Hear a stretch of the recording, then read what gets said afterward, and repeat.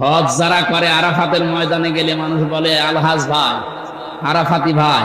Jail যারা খাটি একসাথে আমার জেলহাজ ভাই না, জেলহাজ ভাই।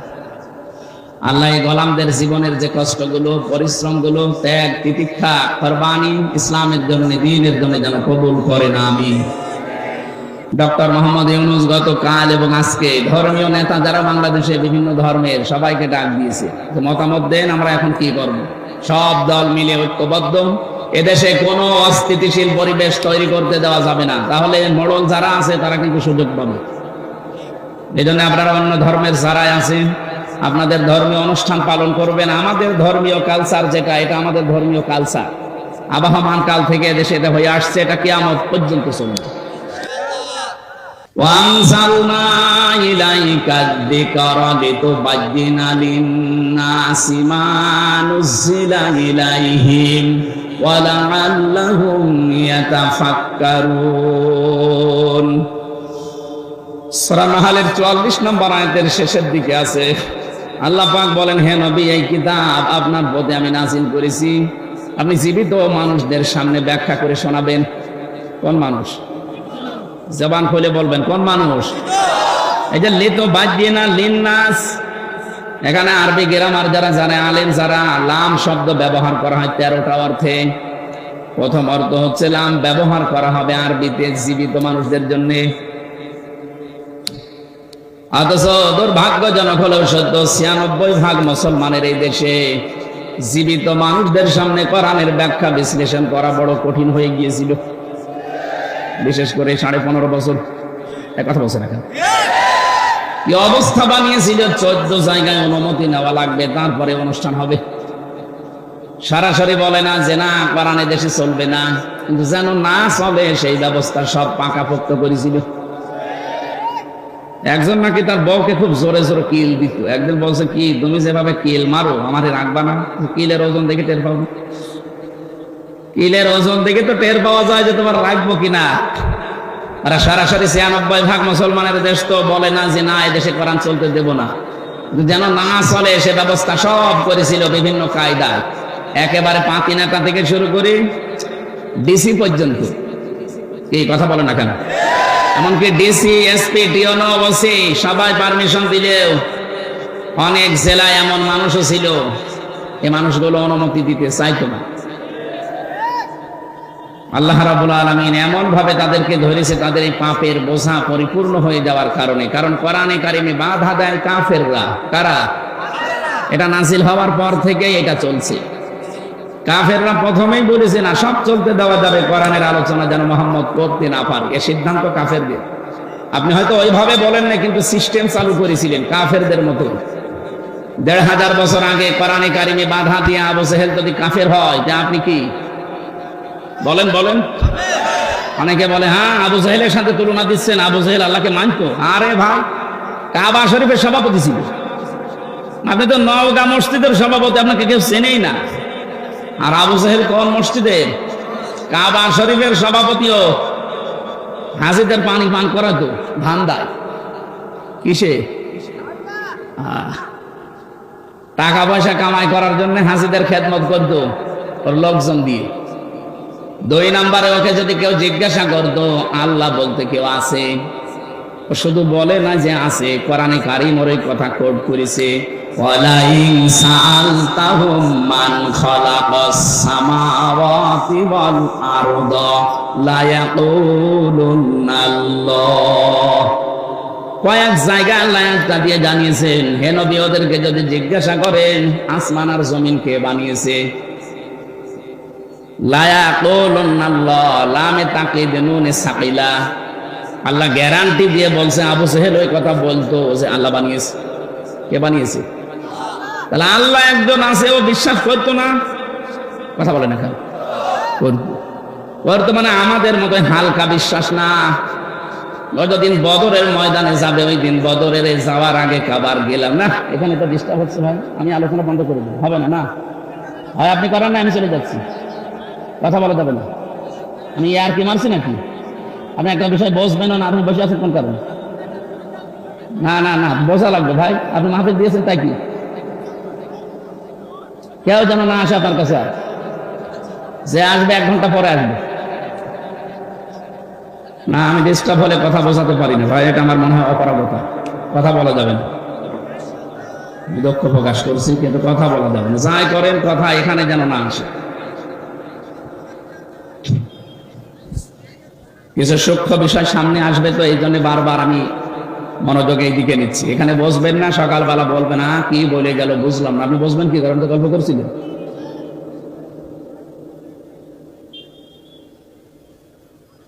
এখান থেকে 2-3টা প্রশ্ন আসবে সামনে, আপনাকে জবাব দেওয়া লাগবে। গল্প করেন আর যাই করেন জবাব দেওয়া লাগবে। বিশ্ববিদ্যালয়ে যারা ক্লাস নেয় 45 মিনিট ক্লাস নেওয়ার পরে 10টা প্রশ্ন করে।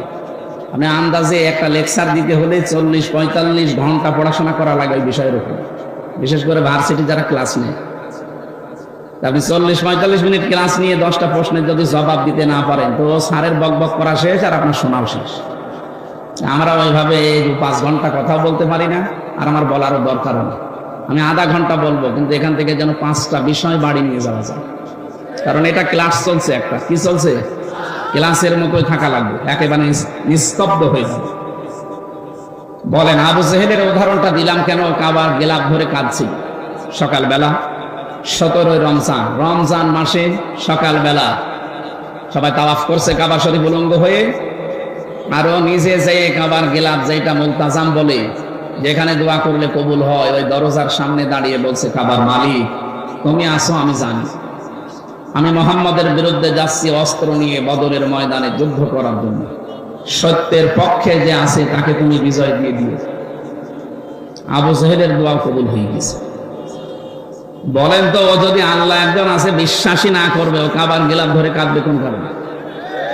বলেন। এবার আমার প্রশ্ন তাহলে, আইন পাশ করে কোরআন নিষিদ্ধ করে দিল শুনতে কেন? কারণ ও খুব ভালো করে জানতো আমি যে ক্ষমতার চেয়ারে বসে আছি দেশের প্রধানমন্ত্রী হয়ে, এটা একটা অবৈধ। ও ঠিক ভালো করে বুঝতো যে আমার চেয়ারের একটা পায়াও ঠিক না, সব নড়বড়ে পায়া। কিন্তু মোহাম্মদ যেটা কোরআন দিয়ে বোঝাতে চায় যে অধিকারগুলো মানুষের প্রচার করে, যে এই অধিকার আমার আছে। আমার ভোট দেওয়ার অধিকার আছে না নেই? বলেন। হুয়া জিতাবাকুম ওয়া মা জাআলা আলাইকুম ফিদ-দীনি মিন হারাজ। সূরা হজের 78 নম্বর আয়াতের মাঝের অংশে আছে আল্লাহ পাক বলেন, আমি তোমাদেরকে নির্বাচিত করি। নওগাঁবাসী একেবারে বিবেক দিয়ে বলবেন, নির্বাচিত করা হয় যে পদ্ধতির মাধ্যমে, ওইটার নাম নির্বাচন। আমি বেশি বললাম? নির্বাচিত করা হয় যে কোনো বিষয়কে কিসের মাধ্যমে? বলেন বলেন। এই 15.5 বছর তো নির্বাচন হয়নি, এটাকে মিথ্যা কথা। অথচ আজ 8-9 দিন দেখতে পাচ্ছি বাইরের বিভিন্ন দেশে স্বীকৃতি পাওয়ার জন্য মানুষের কাছে মিথ্যা তথ্য ছড়াচ্ছে যে আমি নির্বাচিত ছিলাম, আমাকে নির্বাসন দেওয়া হয়েছে। নির্বাসন আমরা দেয়নি, আপনি নিজে নির্বাসন বেছে নিয়েছেন, আর নির্বাচিত ছিলেন, এটা দাহা মিথ্যা কথা। এই 15.5 বছরে যে নির্বাচন হয়নি, কেউ যে নির্বাচিত ছিল না, এটা যদি ঘোড়াকেও কেউ জিজ্ঞাসা করে, ঘোড়াও হাসবে। কথা বলে না কেন? বলে এই মিথ্যা কথা আপনি ছড়িয়ে কি পেতে চান? বিশ্বের মডেল কেন তাম দুনিয়ার 257 রাষ্ট্র এক হয়ে গেলেও বাংলাদেশে এই জালেম আর আসতে পারবে না, কারণ আপনি নির্বাচিত ছিলেন না। এত বড় না মিথ্যা কথা বলেন কেন? নির্বাচনের আগে 154 জন আপনি ঘোষণা দিয়ে দিয়েছেন, কথা বলছেন না কেন? দিনের ভোট আপনি রাতে করে ফেলেছেন। নির্বাচন হইল কবে? আমার এই যে 33 বছর এখন বয়স, 18 বছর থেকে যদি শুরু করি 3বার আমার ভোট দেওয়ার কথা, আমি তো একবারও দিতে পারলাম না। আপনাকে ভোট দিল কে? হয় আপনি নিজে নিজে দিয়ে নিয়েছেন, এক কথা বলছেন এখন। আমার সাথে এক ওসি ছিল জেলখানা, আমি তো ফাঁসির কন্ডেম ছেলে ছিলাম। একদিন আমার এসে বলছে, হুজুর দেখেন তো আমার তওবার ধরনটা দেখেন তো কিভাবে করলেন। যে এই যে নির্বাচন গেল, এই নির্বাচন আমি বাইরে ছিলাম, রাত 12টার পর থেকে আমি ভোট কাটা আরম্ভ করলাম, ফজর পর্যন্ত বাক্স ভর্তি করে বিভিন্ন জায়গায় পাঠিয়ে দিলাম। ফজরের নামাজের আগে ওযু করলাম, গোসল করলাম, 2 রাকাত নামাজ পড়ে বললাম আস্তাগফিরুল্লাহ। আমারই তওবা কি হয়েছে? না, আপনি তো আর আল্লাহর কাছে দোষ করেননি যে আস্তাগফিরুল্লাহ পড়লেন, আপনি দোষ করেছেন হামজার কাছে। কারণ একটা এমপি বানাতে 2.5 থেকে 3 লাখ বা 3.5 লাখ 4 লাখ হামজা লাগে। কথা বলেন এখন আমাদের মতো মানুষের রায় নেবেন, ভোট নেবেন, এরপরে আপনি পাস করলে বলবেন আমি এমপি। তা আপনি তো একা একাই 3.5 লাখ সব শেষ করে ফেললেন, আর এখন আপনি আস্তাগফিরুল্লাহ পড়েন আল্লাহর কাছে। আপনি কি আল্লাহর কাছে দোষ করেছেন? আমার মতো 3.5 লাখ 4 লাখ হামজা যদি আপনাকে বলে ঠিক আছে যান ওসি সাহেব মাফ করে দিলাম, তাহলে আপনি মাফ পাবেন। 2 নম্বরে ভয়ঙ্কর বিষয়, আপনি যতদিন জেলে আছেন এই কয় বছরের ভেতরে অনেক হামজা মরে গেছে। কথা বলেন এখন আপনি তাদের কাছে মাফ চাবেন কি করে? এই জন্য জালেমদেরকে 15.5 বছর টিকিয়ে রাখার জন্য যারা চেষ্টা চালিয়েছে তারাও জালেম।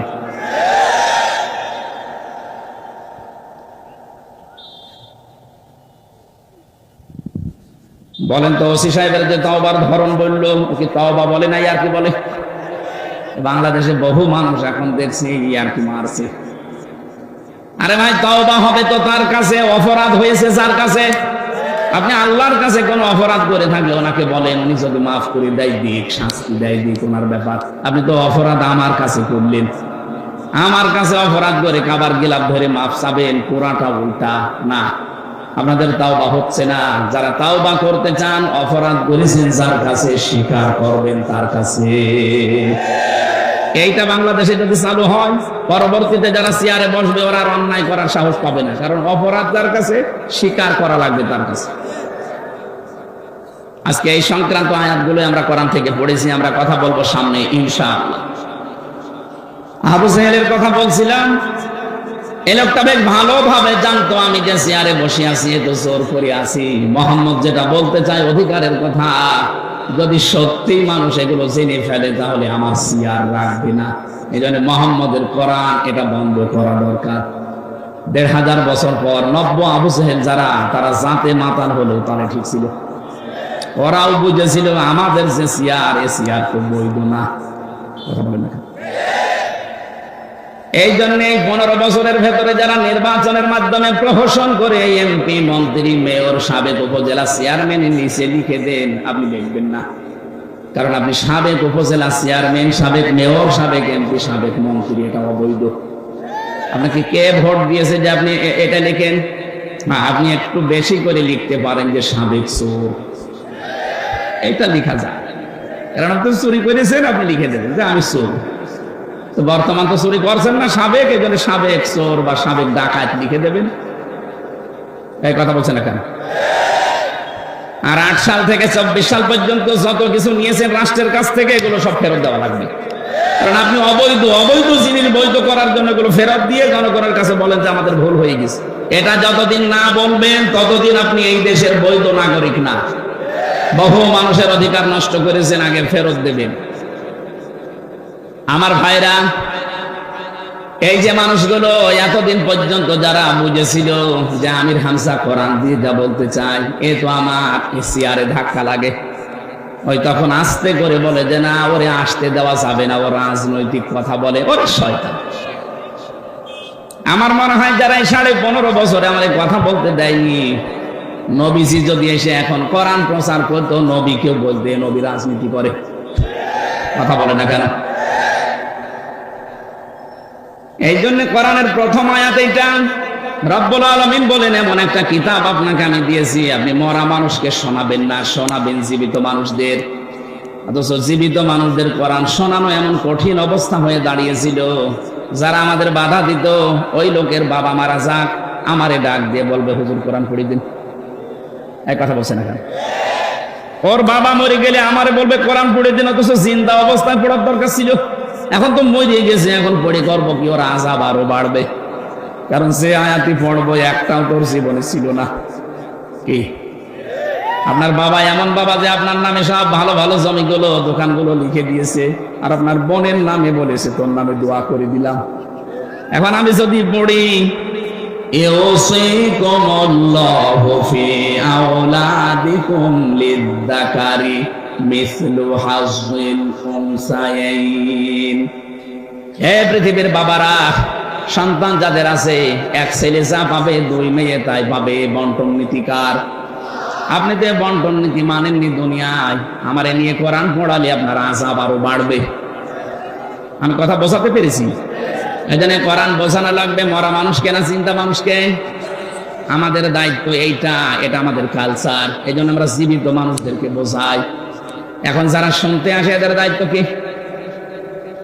আয়াতের পরের শব্দে আল্লাহ জানিয়েছেন ওয়ালাআল্লাহুম ইয়াতাফাক্কারুন। হে নবী, যারা শুনতে আসে ওদের দায়িত্ব হচ্ছে ওই কথাগুলো শোনার পরে বাড়ি যেয়ে যেন চিন্তা ভাবনা করে। তাহলে আমার দায়িত্ব সঠিকভাবে জীবিত মানুষদের সামনে ব্যাখ্যা করা, আর আপনার দায়িত্ব এটা শোনার পরে বাড়ি যেয়ে চিন্তা ভাবনা করা। করবেন তো? হ্যাঁ, ইনশাআল্লাহ। এই কোরআন, এজন্য আমি বলছিলাম আমাদের শুধু একা না, হাযা বায়ানুল লিন্নাস, মানুষ কত বাচ্চা যারা বিবেচিত সবার জন্য আজকের এই অনুষ্ঠান। আমরা সবাই এখন দল মত জাতি নেই, সব এখন এক। কথা বলেন না কেন? ইসকনের যে নাম শুনছিলেন বলছেন ভাইয়ের কাছে, আসলে ইসকন এটা হিন্দুদের খোদ সংগঠন না। আসল যারা দায়িত্বে আছে, যারা প্রতিষ্ঠাতা, ওই যে প্রভুপাদ, এই লোকটা একটা খ্রিস্টান। এই লোকটা ইহুদি জাতিতে কিন্তু পড়াশোনা করেছে খ্রিস্টান চার্চে, একটা আলাদা নিয়ম নীতি বানিয়ে হিন্দুদের বদনাম করার জন্য উগ্রভাবে এটাকে উপস্থাপন করেছে। এই জন্য হিন্দুদের শুধু একা দোষ না, ওরা গরিব নিম্নবিত্তের যারা হিন্দু তাদেরকে বেছে নিয়েছে। সারা বিশ্বের 257টা রাষ্ট্রের 195টা দেশে ওদের কাজ চলছে। বাংলাদেশে আপনি তাকান, এই যে ঢাকার স্বামীবাগ, এর পাশে যে ইসকন মন্দির, ওর পাশে যে মেথরপট্টি আছে, এই গরিব হিন্দুদেরকে টাকা পয়সা দিয়ে ওরা দৌড়ে ভিড়িয়ে ইসকনের সদস্য বানিয়েছে। সিলেটের যারা চা বাগানে হিন্দু ধর্মের কাজ করে, যারা গরিব মানুষ, এই ছেলে মেয়েদেরকে ওরা কাজে লাগিয়েছে। ঠাকুরগাঁও পঞ্চগড়ের যারা গরিব মানুষ ওই পাথর তুলে খায়, তাদেরকে কাজে লাগিয়েছে। এই কথা বলে কে গো? সুতরাং এটা শুধু হিন্দুদের দোষ না। সম্মানিত ভাই এবং অন্য ধর্মের ভাইরা, আপনারা হয়তো এই মনে করে ভাবতে পারেন যে আমাদের আবার ওই দোষে দোষী করে আমাদের অত্যাচার করে কিনা। না, আমরা অত পাগল না। এদেশে যারা আওয়ামী লীগ করেছেন তাদের উপরও আমার কোনো রাগ নেই, কিন্তু যারা অপরাধ করেছেন তাদের উপর আমার রাগ আছে। কারণ আপনি বিনা কারণে জেনে শুনে অপরাধ করেছেন। আমাকে রিমান্ডে যারা নিয়েছিল প্রত্যেকটা অফিসার আমার বলতো আপনার কোনো দোষ নেই, আমরা জানি। তাহলে এটা করেন কেন? এই যে 11 ঘন্টা আপনি টাঙিয়ে রাখলেন আমার মাজায় দড়ি দিয়ে। আপনি নিজে বলছেন সকালে এসে যে হুজুর আপনার কোনো দোষ নেই, তাহলে এই কাজ করবেন কেন? এই জন্য অপরাধের সাথে এই 15.5 বছরে যারা জড়িত, সে যেভাবেই হোক, কারো কথা শুনে হোক, ডাইরেক্ট ইনডাইরেক্ট, এদের আমরা শাস্তি চাই। আর এদের শাস্তি যে হচ্ছে বা হয়েছে এর প্রমাণ দেখেন সূরা নমল 19 নম্বর পারা 20 নম্বর পৃষ্ঠা 7 নম্বর লাইনের 52 নম্বর আয়াত। ভালো করে একটু মিলান দেখেন। আমার তো মনে হচ্ছে খাপের খাপ মুমতাজের বাপ মিলে যাচ্ছে। আপনি একটু দেখেন তো মেলে কিনা। আল্লাহ পাক বলেন ফাতিলকা বুয়ুতুহুম খাবিয়াতাম বিমা যালামু। এখানে আলেম নেই, ফা দিয়ে আরম্ভ করলেন আল্লাহ বক্তব্যটা। আল্লাহ বলেন ফাতিলকা বুয়ুতুহুম, বাইতুন দেননি, বুয়ুত বহু বচন, এরপরে হুম এটা জমির, এইটাও বহু বচন। আল্লাহ বলেন এই যে এই সেই ঘরগুলো, এই সেই, ভালো করে জবাব দেবেন, এই সেই ঘর না ঘরগুলো? আল্লাহ এক বছর না দিয়ে বহু বছর কেন দিলেন? তার মানে জালেম একজন না, এদেশে জালেম আমার মনে হচ্ছে অনেক আছে। আল্লাহ বলেন এই সেই ঘরগুলো। কাদের ঘর?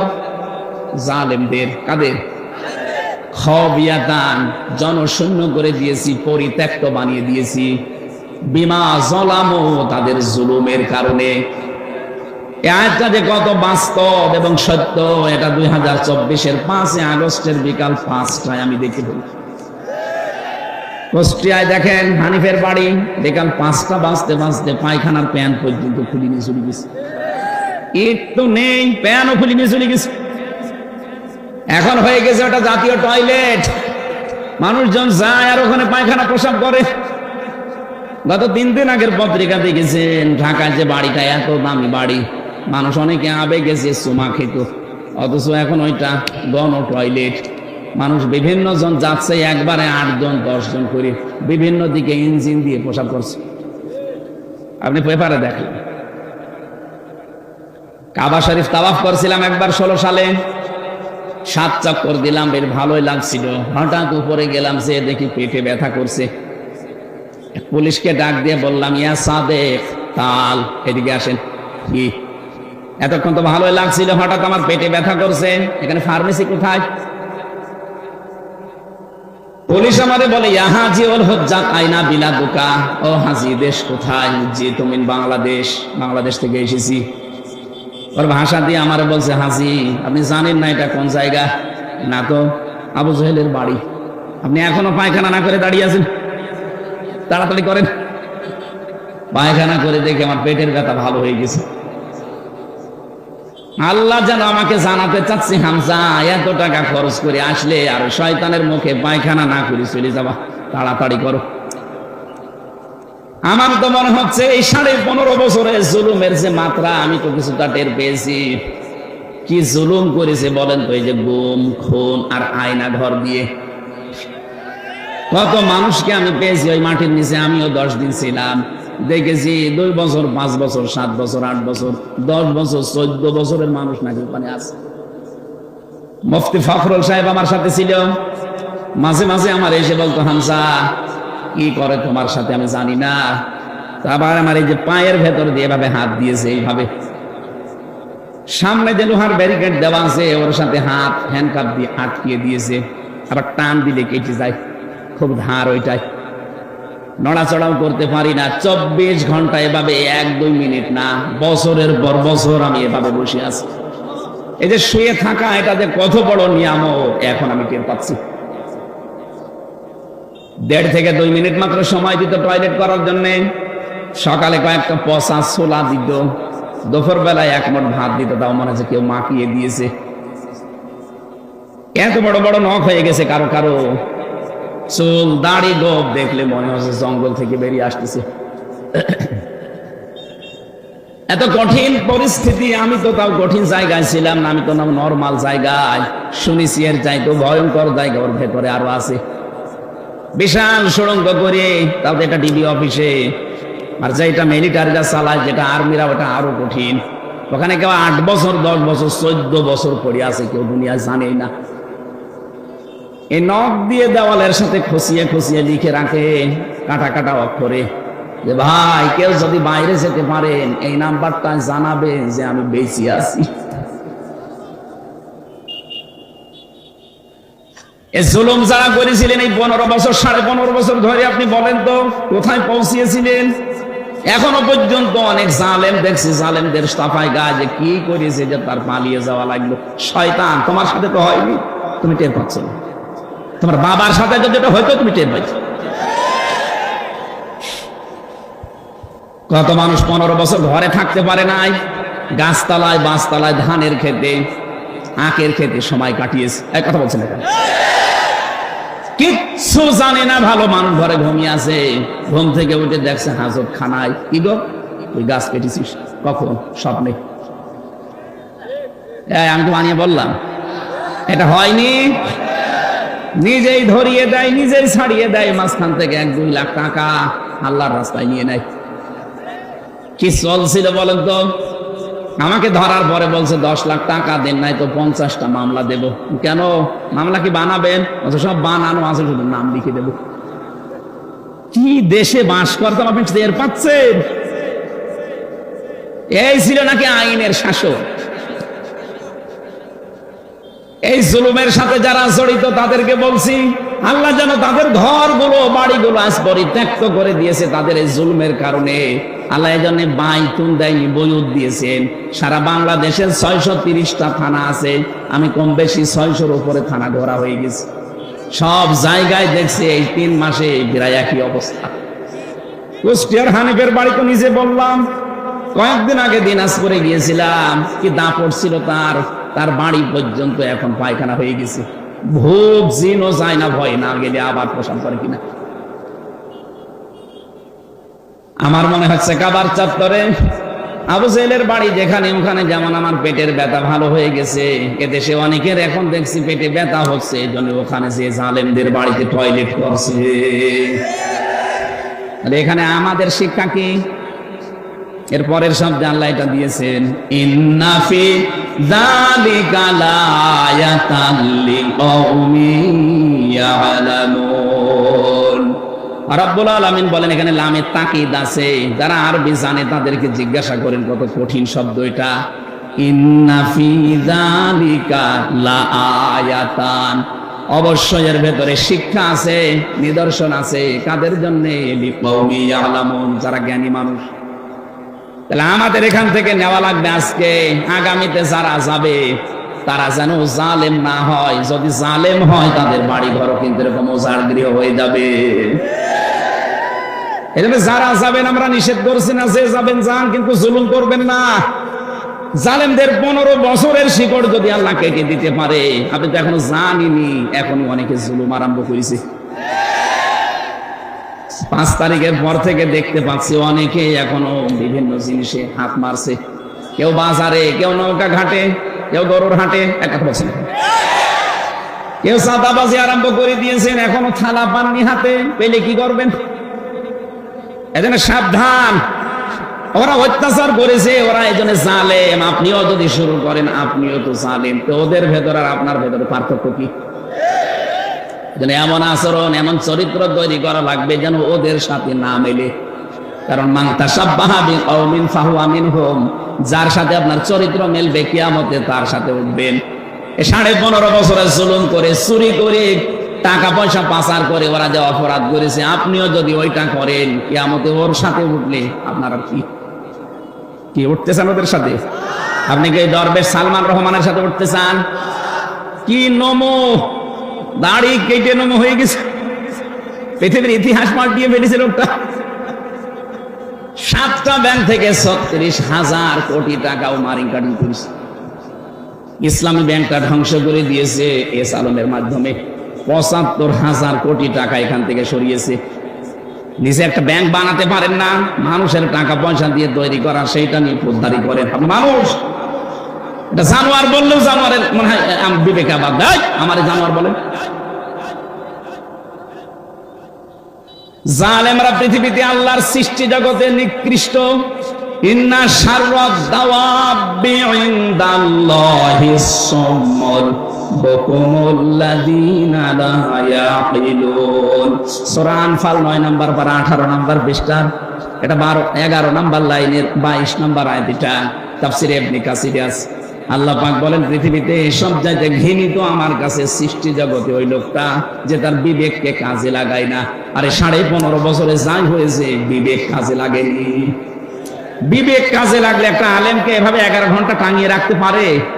বলেন। এটা তো আমার নিজেরটা বললাম, বাকিগুলো মামুনুল হককে দেখেননি? এরকম চেয়ারে যেত আদালতে, মাজাটাই শেষ করে দিয়েছে। মুফতি ফখরুল ভাই আমার মনে হয় আর সারা জীবন এভাবে কাটছাট হয়ে করতে পারবে না। মাজা এই জায়গায় হাতটাই বাঁকা হয়ে গেছে। ইমাম মালিকের জীবনী পড়েছিলাম, ওনার হাত বেঁধে রেখেছিল 41 দিন একাধারে, শুধু টয়লেট আর খাবারের সময় খুলে দিত। এই জন্য ওনার হাত এই হাড় থেকে ডিসকানেক্ট হয়ে গিয়েছিল। বহু আলেমের ওখানে আমি দেখেছি যারা আজ 22 বছর, যারা আজ 14 বছর, যারা আজ 10 বছর 12 বছর পড়ে আছে। এত কষ্ট ভেতরে আলেমদের করা দিয়েছে। আমি তো হালকা পেয়েছি, আমার চাইতে আরো বেশি পেয়েছে অনেকে। তাদের শরীরে যে বিভিন্ন জিনিস নড়বড়ে হয়ে গেছে। এই জুলুমগুলো যারা করেছিলেন, এখন যদি কেউ সামনে এরকম করার চিন্তা ভাবনা করেন, এদের এত বড় শিকড় যদি আল্লাহ কেটে দিতে পারে, আপনি তো কিছুই না। কথা বলে না কেন? ওদের শিকড় কত নিচে ছিল দেখেছেন? দারোয়ান থেকে শুরু করে একেবারে সংসদ পর্যন্ত সব ওদের সাজানো লোক। এক কথা বলছেন এখানে, সব ওদের সাজানো, সব ওদের বানানো, এরপরও টিকতে পারলো না। আর আপনার তো এখন সাজানো কিছুই হয়নি, আন্দাজে মুখ জোর করছেন। এই জন্য চরিত্র ঠিক করবেন। ওদের মতো চাঁদাবাজি যদি করেন, আপনার বাড়িও টয়লেট হবে। কথা বুঝতেছেন? ওদের মতো মিথ্যা মামলা যদি দেন, আপনার বাড়িও এরকম পরিত্যক্ত হয়ে যাবে। গতকালকে কুমিল্লাতে একটা সমাবেশ ছিল। সর্বশেষ যিনি বক্তব্য দিলেন আমি দেখলাম আজকে পেপারে, সর্বশেষ বক্তব্য দিয়েছেন যিনি আমিরে জামাত। এরপরে যিনি সভাপতি ঘোষণা দিলেন মাইকে, আজকের এই অনুষ্ঠানে 8টা মোবাইল আর একটা টাকা ভর্তি মানি ব্যাগ পাওয়া গেছে। যার হয় সে প্রমাণ দিয়ে নিয়ে যান। পৃথিবীর ইতিহাসে এইটাই মনে হয় প্রথম। আপনি বলেন তো বাংলাদেশের কোন সমাবেশে সমাবেশ শেষ হওয়ার পরে এটা বলতে পারে যে এখানে 8টা মোবাইল আর একটা মানি ব্যাগ ভর্তি টাকা পাওয়া গেছে? বলেন, এইরকম মানুষ যদি দুনিয়াতে, এইরকম চরিত্রের মানুষ যদি আমরা তৈরি করতে পারি, আল্লাহর কসম এদেরকে রাষ্ট্র দিয়ে দিলে এরা খাবে না। আর যদি ওই দরবেশের মতো মানুষকে দেন, ও খেয়ে একেবারে ধর করে ফেলবে। খাবে তো খাবে, শেষে বাঁচার জন্য দাঁড়ি পর্যন্ত পোষ দেবে। ওরা জিজ্ঞাসা করেছে আপনি এত নাফরমানি করলেন কি করে? দাঁড়ি রাখার সুন্নত আপনি কেটে ফেললেন।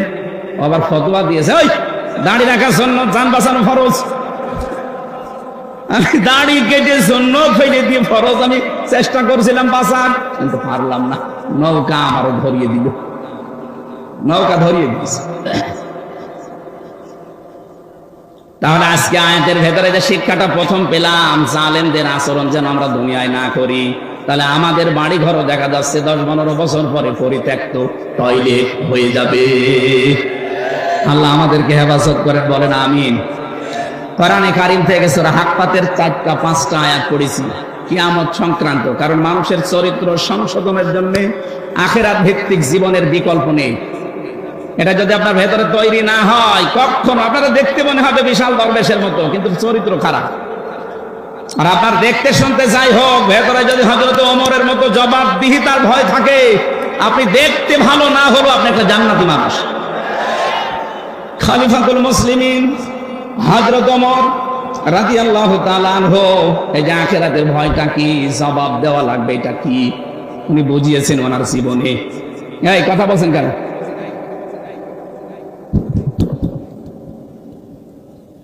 ছেলেটার ছেলে তার আব্দুল্লাহ নাম, ভর্তি করলেন মাদ্রাসায়। হযরতে আলী ওই সময় দেশের প্রধান বিচারপতি, তিনিও ছেলে দিলেন মক্তব মাদ্রাসায়। হযরতে হোসাইন টেবিল থেকে কলম ফেলে দিয়ে বারবার বলছে, হোসাইন এই তুলে দাও, তুলে দাও। 3বার তুলে দিলেন। প্রেসিডেন্টের ছেলে তো উনি রেগে গেছে, বলছে হোসাইন বারবার কলম ফেলে দাও আর আমারে তুলতে বলো, আমি কি চাকর তোমার খাদেম নাকি? হযরত হোসাইন বললেন, আব্দুল্লাহ তুমি শুধু খাদেম না, খাদেমের বাচ্চা। খাদেম যেই বলেছে খাদেমের বাচ্চা, উনি রেগে গেছে। না এ কথা বললেন, বাবার কাছে যাও। বাড়িতে যে বলছে, আব্বা আমি আর পড়বো না। কেন? আমাকে গালি দিয়েছে ক্লাসে, শুধু আমাকেই না তোমাকে পর্যন্ত গালি দিয়েছে। ছোট করেছে, আমারে বলেছে আমি নাকি খাদেমের বাচ্চা। খাদেম, তুমি যদি বিচার না করো হোসাইনের, আমি ও মাদ্রাসায় আর যাবো না। ঠিক আছে, জুমার দিন হবে। খুতবা দিচ্ছিলেন তিনি মসজিদে নববীতে। জুমার নামাজের সময় আলোচনা বন্ধ করে দিয়ে বললেন, হোসাইন কি এদিকে আসো। কি হয়েছে? তুমি ক্লাস ভর্তি ছাত্রদের সামনে আমার ছেলেকে খাদেমের বাচ্চা, খাদেম বলে গালি দিয়েছো। হ্যাঁ দিয়েছি। কেন দিলে? ইমাম হোসাইন বলে, খলিফা বুকে হাত দিয়ে বলেন তো, আপনি কি আমার নানার খাদেম ছিলেন না? হযরত হোসাইনের কথা শোনার পর হযরতে ওমরের বাকরুদ্ধ হয়ে গেছে, আর কথা বলতে পারে না। তাই তো এইভাবে ভাবি না। তুমি যেটা বললে এটা কি লিখে দিতে পারবা? নিয়ে আসেন কাগজ কলম, নিয়ে আসেন। খেজুরের পাতা নিয়ে এসেছে, লিখে দিলেন, ওমর আমার নানার খাদেম ছিল, আমি দেখেছি। ইতি হোসাইন ইবনে আলী, সই করে দিলাম, যান।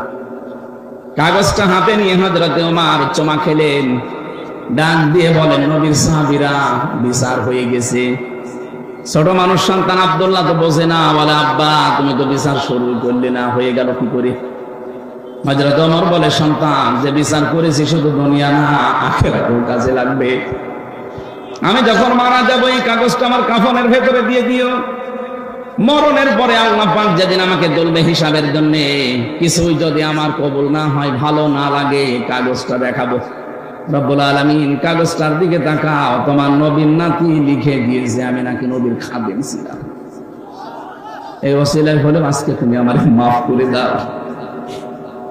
হিসাবটা শুধু সারা জীবন শুনেছি যে হিসাব, দুদুকে ধরলে আপনি পাগল হয়ে যান। তা তো তাদেরকে ঘোষ ঘাস দিয়ে উল্টা পাল্টা করা যায়, কিন্তু আল্লাহর দুদুক, আল্লাহ পাক যদি ধরেন হিসাবের জন্য, 1 গ্লাস পানির জবাব দিতে পারবেন না। এই জন্য মানুষের জীবন পরিচ্ছন্ন হওয়ার জন্য, পবিত্র করার জন্য আখিরাত ভিত্তিক জীবনের বিকল্প নেই। আল্লাহ ওই কথাগুলো শক্তভাবে আমাদেরকে আজকে জানাচ্ছেন। খুব ভালো করে খেয়াল করবেন। সূরা হাক্কাত, কোন সূরা? বলেন বলেন। হাক্কা শব্দের শাব্দিক অর্থ কি? কোরআনে কারিমে সূরা হাক্কাতকে আমার আল্লাহ অবশ্যম্ভাবী ঘটনা এই শব্দ দিয়ে আরম্ভ করেছেন। আল হাক্কাতু মাল হাক্কা, অবশ্যম্ভাবী ঘটনা। কি সেই অবশ্যম্ভাবী ঘটনা? আল্লাহ যেন নিজেই এবার প্রশ্ন দিচ্ছেন, মা আদরাকা মাল হাক্কা, হে নবী আপনি কি জানেন কি সেই ঘটনা? কাযযাবাত সামুদ ওয়া আদুম বিল কারিয়া, সামুদ এবং আদ এই দুই জাতি এই অবশ্যম্ভাবী ঘটনা যেটা তার মানে কিয়ামত, এইটাকে তারা মিথ্যা প্রতিপন্ন করেছিল। বাদ দেন, এটা মরে যাব, এইটাই তো শেষ, এরপরে আবার ওঠা লাগবে, আবার জবাব দেওয়া লাগবে। কিসের অবান্তর কথাবার্তা বলেন? নবীজি বলেন এই কথাগুলো তারা বলেছিল আদ আর সামুদ। আপনার উম্মতদেরকে এবার দেখেন, ফাম্মা সামুদ ফাউহলিকু বিত্তাগিয়া, আমি আল্লাহ এই কারণে এই সামুদ জাতিকে তাদের জায়গা থেকে একেবারে এই অবাধ্যতার কারণে, সীমা লঙ্ঘনের কারণে আমি আল্লাহ ধ্বংস করে দিয়েছি। কিয়ামতের কথা আল্লাহ আমাদেরকে যে শক্তভাবে বোঝাচ্ছেন, এটা অবশ্যম্ভাবী ঘটনা, এটা বিশাল আওয়াজ। কি বারবার এগুলো বারবার বলার দরকার কি? একবার বললে তো হয়ে যেত। আল হাক্কাতু মাল হাক্কাতু ওয়া মা আদরাকা মাল হাক্কা। রব্বুল আলামিন বলেন, শব্দটা আমি বলেছি এত কঠিন, এটার বিশ্বাস যত দৃঢ় হবে মানুষের ভেতরে, তার জীবন তত বেশি পরিচ্ছন্ন হবে।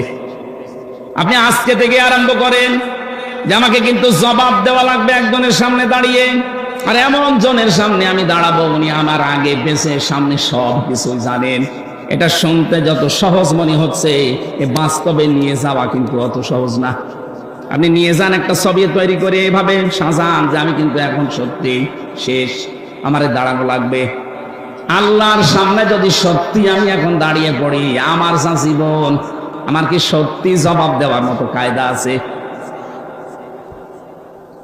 কোরআনে কারীম জানিয়েছে আল্লাহ যে বিচার ব্যবস্থা তৈরি করবে, আল্লাহর বিচার ব্যবস্থায় কোন রকমের অবিচার বলতে কিছু না। আপনারা জবাব দিচ্ছেন না। আল্লাহর বিচারে কোনো অবিচার? আরো জোরে বলেন, আল্লাহর বিচারে ন্যায় বিচার না। না, ভালো করে শুনবেন, আমি তো এই জন্য বলছি কান লাগান। আল্লাহর বিচারে যেমন অবিচার নেই, আল্লাহর বিচারে ন্যায় বিচার যদি করে আপনি বাঁচবেন না। ন্যায় বিচার করলে কেউ জান্নাত যাবে না।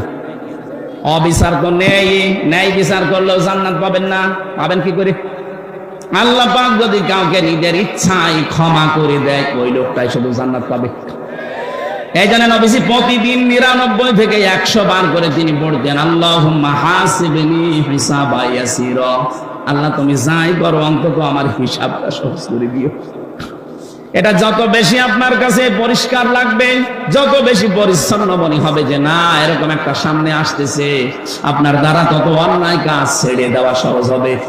এটা তো নিজের ব্যাপার, আমি না খেয়ে মরবো কিন্তু আমি অবৈধ জায়গায় হাত বাড়াবো না। আমার চোখ দিয়ে যেটা নিষেধ দেখা আমি দেখবো না। 14 জন নারী বাদ দিয়ে পৃথিবীর কোন নারীর দিকে লোলুপ দৃষ্টিতে তাকানো জায়েজ নেই। কয়জন বলেন? 1 নম্বরে আপনার মা, 2 নম্বরে আপনার আপন মেয়ে, 3 নম্বরে আপনার আপন ফুফু, 4 নম্বরে আপনার আপন খালা, এরপরে আপনার ভাইয়ের মেয়ে, বোনের মেয়ে, আপন গুলো, এরপর আপনার পুত্রবধূ। 14 জনের নাম আমি তাফসিরে পেয়েছি। এদের সাথে দেখা করা যায় যাচ্ছে, কিন্তু তাদের মুখমণ্ডল, হাতের কবজি আর পায়ের পাতা এগুলো খোলা রাখা এই 14 জন মহিলার জায়েজ আছে আমার সামনে। প্রথমে কার? মা, বলেন না কেন? এরপরে ফুফু, এই যে অনেকে পাতানো ফুফু আছে, ও ধর্মের ফুফু, ধর্ম খালা, এসব বাদ দিন। পথে ঘাটে কাউকে দেখলে বলে খালা, খালার একটা মেয়ে আছে এই কারণে খালা বলছে, ওর উদ্দেশ্য ভালো না। খালা হওয়া লাগবে আপন মায়ের বোন। কথা বুঝতেছেন? এই 14 জন বাদ দিয়ে পৃথিবীর কোন নারী যদি সামনে পড়ে যায়, সঙ্গে সঙ্গে কোরআন বলছে চোখ নামাবা।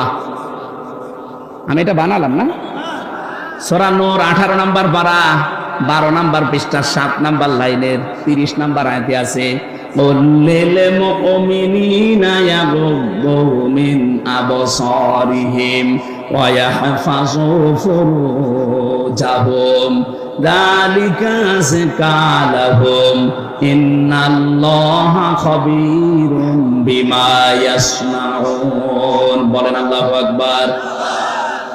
আল্লাহ পাক বলেন, হে নবী মুমিন পুরুষদেরকে আপনি বলেন, এই মানুষগুলোর সামনে যদি কোনো মহিলা পড়ে যায়, পরনারী মানে 14 জন বাদ দিয়ে, সঙ্গে সঙ্গে যেন তারা চোখ নিম্নগামী করে এবং লজ্জাস্থানের হেফাজত করে। এটাই তাদের জন্য পবিত্র পন্থা।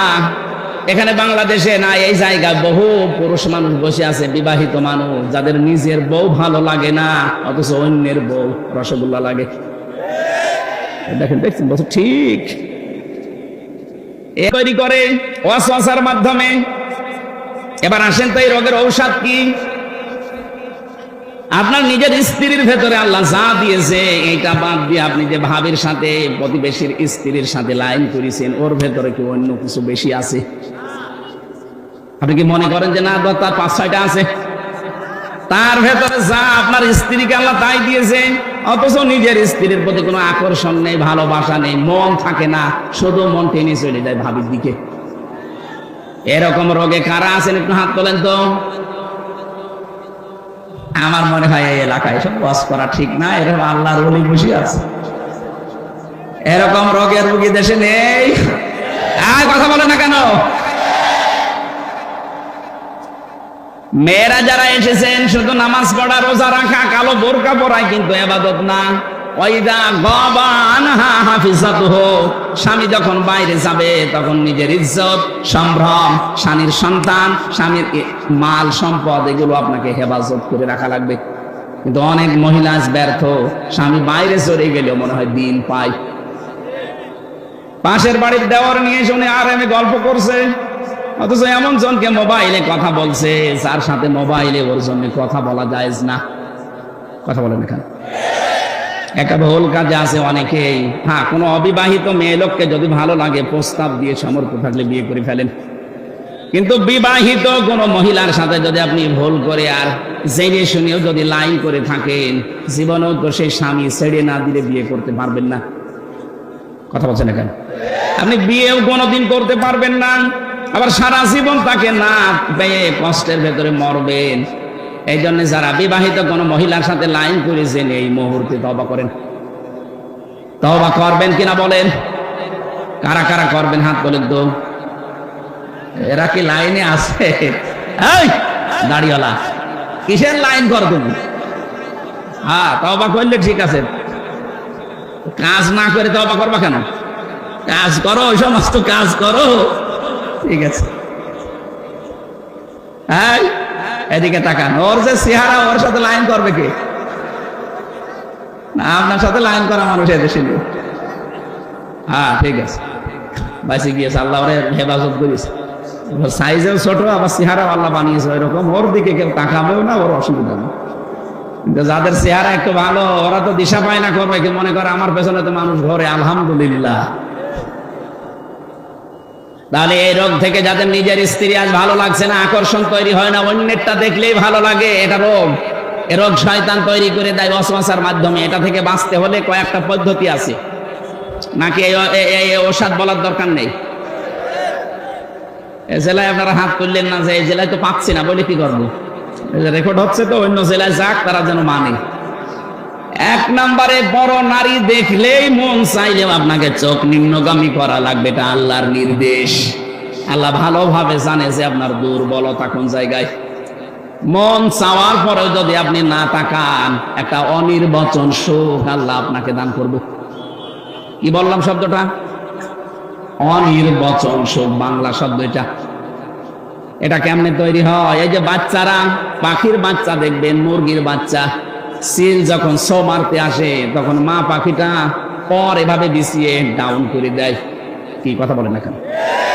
দেখবেন একটার সাথে একটা পর লেগে যায়, মোলায়েম সফট কোমল হয়ে যায়। এটা শুধু লেগে যায় না, এভাবে ডাউন করার পরে ফল করে দেয়। আল্লাহ কোরআনে কারিমে উদাহরণটা সূরা বানী ইসরাঈলের 23 নম্বর আয়াতে দিয়েছেন, ওয়াখফিজ লাহুমা জানাহাদ-দুল্লি মিনার রাহমা। হে দুনিয়ার মানুষ, যারা সন্তান হয়ে গেছো তারা তোমার মা বাবার কাছে এভাবে হাতটা বিছিয়ে দাও। এখানে আল্লাহ যদিও জানাহন দিয়েছেন ডানা, আমাদের পৃথিবীতে কোনো মানুষের ডানা হয় না, হয় আমাদের হয় হাত। হাতের আরবি শব্দ ডানা না, হাতের আরবি শব্দ জানাহন না, হাতের আরবি শব্দ ইয়াদুন, আদুদা, আইন দোয়া দাল। আল্লাহ আদুদাও দেয়নি, ইয়াদুনও দেয়নি, দিয়েছে জানাহন। কেন? আমাদের তো ডানা নেই, ডানা হয় পাখির। কার? পাখির ডানা হাওলাত করে আল্লাহ আমাদের লাগিয়ে দিলেন কেন? কারণ পাখির যে ডানা, এর ভেতরে নরম কিছু পাওয়া যায়। এই যে পরগুলো পাবেন, পালক এত সফট, এত কোমল, এত মোলায়েম, একটার সাথে আরেকটা লাগবে। এর নিচে যখন বাচ্চারা আশ্রয় নেবে, এই পলকের নিচে দেখবেন ছোট ছোট কুয়াগুলো আছে, এত নরম এটা একটার সাথে আরেকটা লাগার কারণে নিচ দিয়ে যেগুলো ঝরে যায়, ওই বাচ্চাগুলো নিচে যাওয়ার পরে ওদের মাথায়, ওদের চোখে, বিভিন্ন জায়গায় যখন লাগে একটা আলাদা শান্তি। ওই সময় তারা কিচির মিচির করে। ওইটার বাংলা শব্দ হচ্ছে অনির্বচন সুখ। আল্লাহ এখানে বোঝাতে চেয়েছেন, ও হামজা, দুনিয়ায় তোমার মা বাবা যতদিন বেঁচে আছে, তোমার হাতটা খরচের হাত বলো, সেবার হাত বলো, এমন কায়দায় মা বাবার সামনে বিছিয়ে ধরবা, অন্তত তারা যেন মনে করে আমার হামজা থাকতে আমাদের আর কোনো চিন্তা নেই। বলেন সুবহানাল্লাহ। নওগাঁবাসী বিবেক দিয়ে বলেন তো, আমাদের মা বাবা কি আমাদের উপরে ভরসা করতে পারছে? না। আজ অধিকাংশ মা বাবা সন্তানের উপরে ভরসা করতে পারে না। মনে করে সন্তান বিয়ে দিলে আমাকে পর করে দেবে, হয় আমাকে আলাদা করে দেবে, নাই বৃদ্ধাশ্রমে দিয়ে দেবে। কথা বলে না কেন? এটা মনে করার কারণ হচ্ছে আজ অধিকাংশ পরিবারের সন্তানও কিন্তু চায় না যে মা বাবাকে আমি আলাদা করে দেই, বৃদ্ধাশ্রমে রেখে আসি, বাড়ি থেকে তাড়িয়ে দেই না। কোনো সন্তান দুনিয়া এটা চায় না, কিন্তু বাধ্য হয় বোর কারণে। আসতে বলেন। সম্মানিত মা বোন যারা এসেছেন, এই জন্য বলছে শুধু নামাজ পড়া, রোজা রাখা, গালো বোরকা পরা ইবাদত না। আপনি স্বামীর মা বাবাকে নিজের মা বাবার মতো আচরণ করবেন, এইটাও ইবাদত। এই ইবাদত কাজ বাংলাদেশে নেই, এই জন্য এখন জেলা এবং থানায় বৃদ্ধাশ্রম হচ্ছে। কয়েকদিন আগে আমি নীলফামারী গিয়েছিলাম, কিশোরগঞ্জ থানা, দেখলাম বৃদ্ধাশ্রম। আমারে নিয়ে গেল দেখার জন্য। এই কোলে 20 জন, এই কোলে 20 জন মার বাবা বসে আছে, মুরব্বী। ওদের চেহারার দিকে, চোখের দিকে তাকিয়ে আমি দেখতে পেয়েছি প্রতিটি মা বাবা তার সন্তানের জন্য বরদোয়া করছে, অথচ তাদের আমার মতো ছেলে মেয়ে আছে। কথা বলে না কেন? কেন আমার মতো সন্তান বিয়ে করার পরে মার বাবাকে বৃদ্ধাশ্রমে রেখে আসবে, বাড়ি থেকে তাড়িয়ে দেবে, আলাদা করে দেবে কেন? অথচ আমার পেছনে সবচেয়ে বেশি শ্রম দিয়েছে একেবারে 25-30 বছর পর্যন্ত একাধারে বিনা লাভে আমার মার বাবা। কোন প্রকার লাভ ছাড়া তারা আমাকে পর্যন্ত তুলেছে। আর বানানো গাছ পেয়ে এখন আপনি একেবারে পর করে দিলেন, ডিলেট করে দিতে চান। নিজের মা বাবা যদি হয়তো আপনি ডিলেট করতেন। এজন্য মেয়েরা যারা এসেছেন, পুত্রবধূ, তাদেরকে বলছি, জীবনও আপনি স্বামীর মন পাবেন না। সত্যি কথা বলছি আমি স্বামী হিসাবে, জীবনও আপনি স্বামীর মন পাবেন না যদি স্বামীর মা বাবার সাথে খারাপ আচরণ করেন, তাদের ব্যবহারটা ঠিক না করেন, তাদের যে যত্ন করার দরকার, তাদের যে খরচ করা দরকার, এটা যদি না করেন, হয়তো স্বামী উপরে উপরে তার সন্তানের কারণে, তার সংসারের কারণে ভালোবাসবে, কিন্তু ভেতরে ভেতরে বলবে আল্লাহ যেন মরে যায়, আর একটা বিয়ে করবে। হাদিস, নবীজি বলেন, কোন স্ত্রী যদি চায় আমার স্বামী বেশি দিন বেঁচে থাক, আমার স্বামীর হায়াত বেড়ে যাক, তার সন্তান, তার সম্মান, তার প্রভাব প্রতিপত্তি, অর্থনীতি এগুলো আরো বেড়ে যাক, নবীজি বলেন ওই স্ত্রী যেন বারবার তাকিদ দেয়, স্বামী তুমি যাই করো রক্তের সম্পর্কগুলো ঠিক রাখো। আমার সাথে সবচাইতে বেশি রক্তের সম্পর্ক আমার মা বাবার, আমার বোনের, আমার ভাইয়ের, আমার চাচার, আমার ফুফুর। এই কথা বলছেন কেন? এইগুলোর সাথে আজ সম্পর্ক ভঙ্গ করার জন্য সবচাইতে বেশি দায়ী বউরা। আমি জানি মেয়েরা এখন আমার নামে বরদোয়া করছে, আল্লাহ হুজুর মরবো, তাও আমি বলবো, কারণ আমি চাই আপনারা যেন বেঁচে যান। হাজারো স্ত্রী কিন্তু জাহান্নামে যাবে, কিন্তু এই স্বামী স্ত্রীর এই রক্তের সম্পর্কগুলো নষ্ট করার কারণে। কারণ আল্লাহ পৃথিবী তৈরি করার পর কমপ্লিট যখন হয়ে গেল, তখন এই রেহেম যেটা রক্তের সম্পর্ক, আত্মীয়তা, এটা আল্লাহর পা চেপে ধরেছিল। ডাক দিয়ে বলে, মাবুদ আমার সম্পর্কে তো কিছু বললে না। আল্লাহ পাক ওই দিন জানিয়েছে, রেহেম তোমার সম্পর্কে আমার রায় হচ্ছে, তোমার সাথে যারা সম্পর্ক অটুট রাখবে তাদের সাথে আমার সম্পর্ক ঠিক থাকবে, আর তোমার সাথে যাদের সম্পর্ক কাট হয়ে যাবে, আমি আল্লাহ বলছি তাদের সাথে আমিও সম্পর্ক ছেদ করলাম। বলেন নাউজুবিল্লাহ। আপনি বড় নাফজোক বাগায় দিয়ে নামাজ পড়ে হাসি হয়ে কি করবেন যদি এইগুলো ঠিক করতে না পারি আমরা? এই জন্য আমি সহ যারা এসেছি আশা করব অবশ্যই আজকে থেকে যাই হোক, যদি বউ বাদ দেওয়া লাগে দরকার হয় বাদ দিয়ে আর একটা বিয়ে করবো। রক্তের সম্পর্ক ছিন্ন করে জাহান্নামে হওয়া যাবে না। কারা কারা পারবেন হাত তোলেন তো। ওরে বাবাই, বিয়ে করার জন্য হা করি আছে, ঠিক আছে করবেন, 4টা পর্যন্ত করবেন। বিয়ে করা জায়েজ আছে, কিন্তু শর্ত 3টা। শুধু সুন্দরী আর মনোমুগ্ধ পরিবেশ দেখে, টাকা পয়সা দেখে পাগল হওয়া যাবে না। 3টা বিষয় দেখা লাগবে। প্রথম, বিয়ে জায়েজ, পরের গুলো জায়েজ করার নিয়ম 3টা। আমরা তো অনেকেই সুন্দরী খুঁজি, সুন্দরী দেখে পরের গুলো না, এটা নিয়ম না। ইসলাম বিয়ে করতে বলেছে, কিন্তু আগের আয়াত পরের আয়াত দেখেন, সূরা নিসার 3, 4, 5। আল্লাহ পাক যেগুলোর নাম দিয়েছেন, এখানে হয় এতিম হওয়া লাগবে, অসহায়। 2 নম্বরে সে বিধবা হওয়া লাগবে। 3 নম্বরে তো স্বামী পরিত্যক্তা হওয়া লাগবে। এরকম মহিলা দেখে বিয়ে করার নিয়ম। আরো খুঁজে বেড়াচ্ছে আকিস গ্রুপের মেয়ে। আমার আকিস সাহেবের 3 বউ, ওনার ছেলে 4 বউ। প্রথমটা ঢাকা বিশ্ববিদ্যালয় স্যার, শিক্ষিকা। পরের গুলো সবই একটু নর্মাল। দ্বিতীয়টা ঠিক আছে, দ্বিতীয়টা এমবিবিএস ডাক্তার। 3 নাম্বারটা নার্স, 4 নাম্বারটা ওনার কর্মচারী। উনি তো এই কোরআনের আয়াত মিলিয়েই করেছে, অসহায়, বিধবা করেনি, স্বামী পরিত্যক্তাও না, কিন্তু গরিব মানুষের মেয়ে। তো ওনাদের যে সম্পদ আল্লাহ দিয়েছে, ওনাদের যে সম্মান, ওনাদের যে শরীর, যা খায়। আকিজের বড় ছেলের সাথে আমি থাকি, উনি দেখেছি উনি যে খাবার খায়, এক একদিন মনে হয় 8 থেকে 10,000 টাকার খাবার। এই এত খাওয়া লাগে না, এমন এমন খাবার, এত খুব দাম 2000 টাকা। এই জন্য শরীর ওইরকম টাইট। এখন 70 বছর বয়স, 4টা বউ, আল্লাহর রাস্তায় চালিয়ে যাচ্ছে, কোনো অসুবিধা নেই। অথচ আমার যে শরীর একটাই চলে না, আমি একটারই সময় দিতে পারি না। এই যে কয়দিন বের হয়েছি বাড়ি থেকে, খালি বাড়ি থেকে গেতাছে, ওইটাই করে বেড়াবে। এমনি 3 বছর জেল খেটে এসে হয়নি, আবার ওই জেলের মতোই ঘুরে বেড়া। তোমার আর বাড়ি আসার দরকার নেই।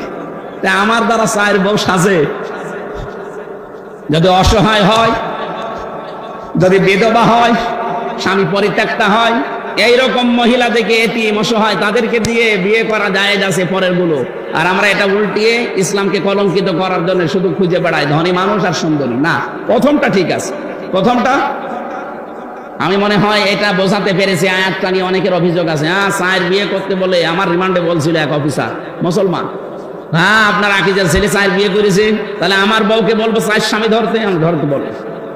আপনার বউ যদি 4 স্বামী ধরে, যদি ছেলে হয়, কোন কোন বাপের পরিচয় দেবে? বছর ডিএনএ টেস্ট করে পরীক্ষা করে দরকার বলবে যে অমুক বাপের ছিল। কত বড় শয়তান! এক মহিলার যদি 4 স্বামী হয়, সন্তান হলে কাড়াকাড়ি হবে না? এ বলবে আমি হাফ বাবা, ও বলবে আমি ফুল বাবা, ও বলবে আমি 3 ভাগের 1 ভাগ বাবা। আর একজনের যদি 4 স্ত্রী হয়, সন্তান যদি এক এক বছরে 4টা করে হয়, বাবা কয়টা?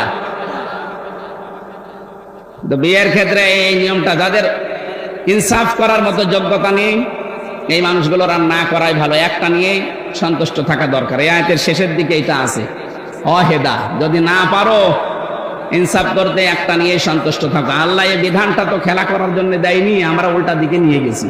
আমরা সুন্দরী আর মুখমণ্ডল অথবা টাকা পয়সা এগুলো খুঁজতে চাই। অথচ প্রথমটা বিয়ে করার পরে পরের গুলো কয়টা শর্ত বললাম? হয় বিধবা হওয়া লাগবে, অথবা স্বামী পরিত্যক্ত হওয়া লাগবে, স্বামী মরে গেছে, স্বামী ছেড়ে দিয়েছে, অথবা এতিম, অসহায়, মিসকিন। এইরকম মানুষগুলোকে দেখে আপনি সমাজে যেন বিশৃঙ্খলা বা জেনা ছড়িয়ে না পড়ে, এই জন্য আপনাকে আশ্রয় দেওয়ার জন্য বিয়ে করার নেই। আমি যেটা বলছিলাম, সম্মানিত মা বোনেরা, আপনাদেরকে আমি অনেক ভালোবাসি, চাই আপনি বেঁচে যান। এই জন্য আগামী থেকে দুনিয়া যেহেতু থাকার জায়গা না, আপনিও যাবেন, আমিও চলে যাব। 100 বছর পরে এখানে যারা আছি একজনও থাকবো না। কথা বলে না কেন? বলেন তো 100 বছর পরে যদি কেউ এই নওগাঁর এই যে কি কান্তি যেন দেখলাম, এই গ্রামে এসে যদি বলে এই বাড়ি আমার, ওখানে যারা বসবাস করবে সত্যি করে বলেন আপনাকে উঠতে দেবে? 100 বছর পরে আপনি ঘুরে এসে দেখেন আপনাকে উঠতে দেবে না? বলবে কে আপনি? আপনি যদি বলেন এই বাড়ি আমি বানিয়েছিলাম 2 তলা, বলবে ইয়ার কি মারেন, থাকার জায়গা হচ্ছে না বলে ভণ্ডামি করেন, যান মসজিদের বারান্দায় রাত্রে গিয়ে থাকেন, সকালে ফুটে পড়েন। এইটা দুনিয়া? এটা কি? এইটুকুর জন্য আপনি কার অধিকার নষ্ট করছেন হিসাব করেন। আপনি তো বাবার অধিকার নষ্ট করবেন না, মায়ের অধিকার, স্ত্রীর অধিকার, সন্তানের হক আদায় করবেন। এই কারণে যেন এইটা দিয়ে আখেরাত তৈরি হয়। আমাদের আসল টার্গেট কি? আখেরাত। বলেন বলেন। আল্লাহ রাব্বুল আলামিন বলেন এই যে জবাব দেওয়া লাগবে, হিসাব দেওয়া লাগবে, এটা যারা অস্বীকার করেছিল এই মানুষগুলোকে এই সীমা লঙ্ঘনের কারণে এমন পর্যায়ে আমি পৌঁছিয়েছি। আপনি তাকান, বিচারের যে সিস্টেম আমি তুলে এনেছিলাম কোরআন দিয়ে, প্রথমে আল্লাহ বিচার সাজাবে আপনাকে দিয়ে একা একা। অকুল্লুহুম আতিহি ইয়াউমাল কিয়ামাতি ফারদা। কিয়ামতের সর্বপ্রথম আল্লাহ বিচারের রায় দেবে আপনাকে একা ডাক দিয়ে। কয়জন করি? দ্বিতীয় নম্বরে ডাকবে হচ্ছে ইয়াউমা নাদউ কুল্লা উনাসিম বিইমামিহিম, আপনার নেতার সাথে ডাকবে। 3 নম্বরে এবার সবার সামনে ডাকবে।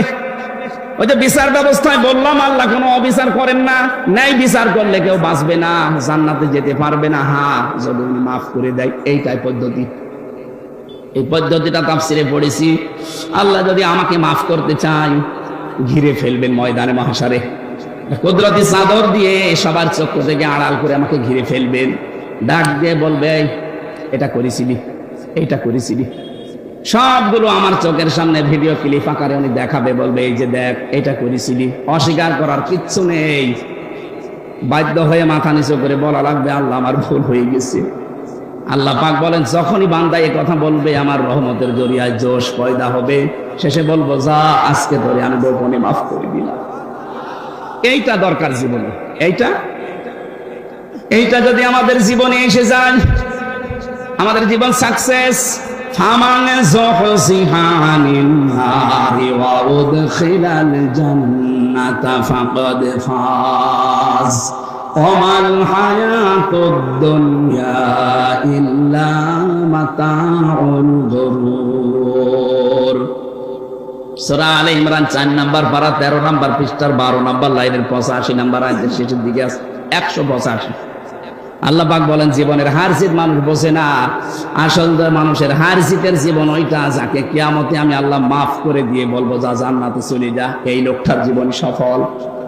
এরকম একটা জীবন তৈরি করার জন্য আখিরাত ভিত্তিক গঠন করার তৌফিক আল্লাহ যেন দান করেন। বলেন আমিন। আল্লাহুম্মা আমিন। লা ইলাহা ইল্লা আনতা সুবহানাকা ইন্নী কুনতু মিনাজ জালিমিন। রব্বুল আলামিন, 2 দিন ব্যাপী তাফসীর মাহফিলে নওগাঁর এই মাটিতে বসে আমরা দোয়া করছি। সারাটা জীবন অপরাধ করে জীবনটা আমরা নষ্ট করে ফেলেছি। আল্লাহ আমাদের গুনার দিকে তাকিও না, তোমার রহমতের দিকে তাকাও, জিন্দেগীর গুনাহগুলো মাফ করে দাও। সারাটা জীবন অপরাধ করে আমাদের জীবন শেষ হয়ে গেছে। কিছু বলবেন? আগের থেকে একটা কিছু লিখে দিতে পারলেন না, একবার ব্যাগ ছেড়েছে আর ফাড়া যাবে না, মানুষ বিরক্ত হয়ে যাবে। খালি কালেকশন করলে তো আপনার মাহফিল এইভাবে আর দেবেন না। হ্যাঁ, ব্যাগ একবার দিল না, মসজিদ ভাই দেবে, আবার কয়বার দেবে মানুষ? যাদের সামর্থ্য আছে যাওয়ার সময় ড্রাম দেবেন, দিয়ে যাবে। লা ইলাহা ইল্লা আনতা সুবহানাকা ইন্নী কুনতু মিনাজ জালিমিন। আল্লাহ তাআলা আঞ্জাম দিয়েছে যারা এই বিশাল আয়োজনে, এদের অর্থনৈতিক যে অভাব আছে দূর করে দাও। কিয়ামতের জবাবদিহিতা তৈরি করা লাগবে এরকম আচরণ, এরকম পরিবেশ আমাদের জীবনে এনে দাও রব্বুল আলামিন। মা বাপ যাদের নেই কবরে আছে এদেরকে ক্ষমা করো। কত মানুষ আমরা হাত তুলেছি, আমাদের অনেকের আপনজন হারিয়ে গেছে, আমরাও একদিন হয়তো হারিয়ে যাব। এভাবে আমাদের সন্তানেরা আমাদের জন্য দোয়া করবে রব্বুল আলামিন, তাদের দোয়াগুলো আমাদের পাথেয় বানিয়ে দিও আল্লাহ। প্রশাসনের যে ভাইগুলো এসেছে কবুল করো। এই মাহফিলের সম্মানিত সভাপতি একজন হাজী মানুষ, তাকে কবুল করে নাও। প্রধান অতিথি, বিশেষ অতিথি যারা আমরা এসেছি, আমাদের জীবনটা তুমি পরিচ্ছন্ন করে দাও।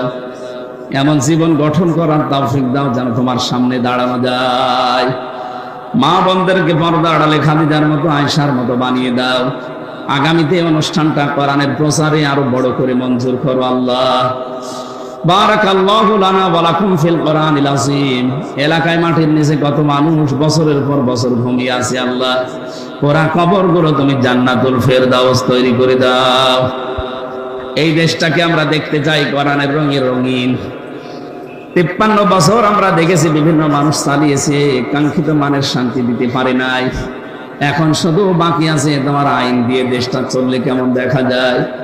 চর্ম চোখে এটা দেখে মরার তৌফিক দাও।